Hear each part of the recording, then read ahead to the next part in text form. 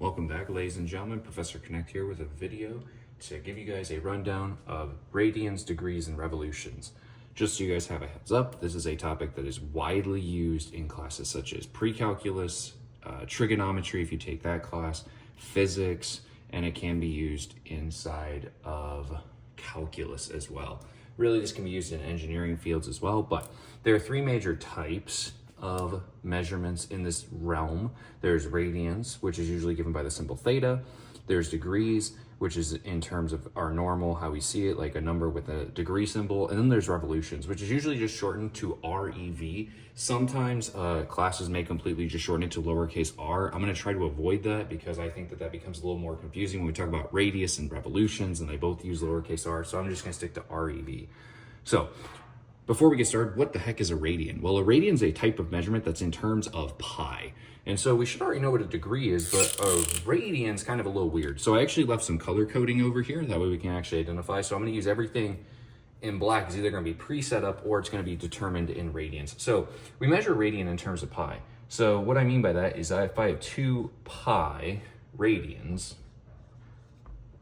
2 pi radians is actually equivalent to 360 degrees. And so what that means is if I want to make one full revolution around a circle, I have to go 2 pi radians. Note, 2 pi radians is not the same thing as 2 radians. These are actually different measurements. 2 pi means 2 multiplied by pi. 2 radians actually does not mean 2 multiplied by pi, it just means 2 in terms of radians. So they are different. If I say 2 pi, I'm actually taking that into account. So one neat thing about this is, okay, so if I look at this circle right here, right? We should already know what 360 degrees is, right? 360 degrees is how I make one revolution from a starting point. So let me just identify a starting point. That way I know how far I go, right? So if I go up and around, let's say I make this X and make this Y, I have 90 degrees, 180, 270, and 360, right? So if I go completely around, I made 2 pi radians of rotation. A revolution is going to be basically which actually let me switch to blue, that way I stay consistent with this whole idea. So a revolution, 1 revolution is actually equal to 2 pi radians, which is equal to 360 degrees. So all of these are equivalent. 360 degrees is the same as 2 pi radians, which is the same as 1 full revolution. So now here comes the interesting part, because if I want to do a conversion, like a quick little conversion for this, I could say something like, let's say if I know 2 pi is 360, there is, if I do 180 over pi times some value in degrees. So let's say some value in degrees. So I'm gonna actually make this red. So I'm gonna say, let's change this multiplication sign right here, an unknown degree amount multiplied by pi over 180, and this will actually get me my measurement in terms of radians. So this is like a simple conversion right here. Just so that way you can actually go from radians, or from degrees to radians on your calculator. You can actually do this. Different calculators have different buttons, but usually there's a button in your settings that allow you to go between these two measurements. So why all this setup? Well, because now what I can do is I can say, all right, I can actually pick an angle. Let's say I pick right here, right in the middle. If this guy is theta, and I say theta is equal to 45 degrees, okay? So I now know what the heck is going on here. So I'm gonna start labeling this. Theta on this guy is 45 degrees. Well, what's 45 degrees equivalent to? So there's a couple different ways we can think about it, okay? Well, if 1 revolution is 360 degrees, which actually let me set it this way. If 1 revolution is equal to 360 degrees, so what happens to go from 360 to 45? Well, I have to find my conversion. So 360 degrees is my full rotation. If I took half of that, it'd be 180. Half of that would be 90. Half of 90 is, so let me write this down. Half of this is 180, half of this is 90, and half of this is 45. So what I do, I divide it by 2, 1, 2, 3 times. So basically I divide it by 8, if I recall correctly. So So if I divide 1 by the same amount that it was divided by, 8, this becomes equivalent to, a 45 degree measurement will become equal to 1/8 of a revolution. So this is 1/8 of a rev. 45 degrees is 1/8 of a revolution. Or if I want to figure out what the heck this is in radians, I can actually plug in some numbers.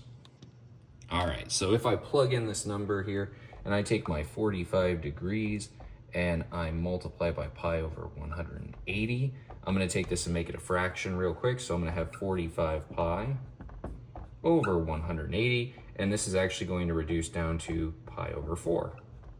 So that means that this 45 degree mark, oh, I did the wrong color. Whoops. So 45 degrees should have been in red. I should have been consistent here. 45. This pi over 4 is actually going to be my black. There we go. So pi over 4.